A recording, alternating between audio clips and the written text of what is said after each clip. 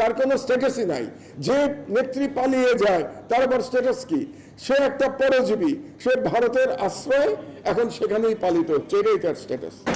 আমার ছোট ভাই মাসুদ 28শে অক্টোবরের কথা বলেছে, 28শে অক্টোবরের লগি বৈঠক তাণ্ডবের কথা বলেছে। আমি তাকে বলতে চাই যে আমি খুব অবাক হয়ে যাচ্ছি, হাসিনার পতন হয়েছে, যারা ভিকটিম ফ্যামিলি 28 তারিখের লগি বৈঠক, তারা কেন এখনো মামলা করে নাই এটা আমি বুঝতে পারছি না। যেমন ধরেন আমার উপরে যে আক্রমণ হয়েছিল কুষ্টিয়াতে, আমি তো কুষ্টিয়াতে গিয়ে শেখ হাসিনার বিরুদ্ধে মামলা করে এসেছি।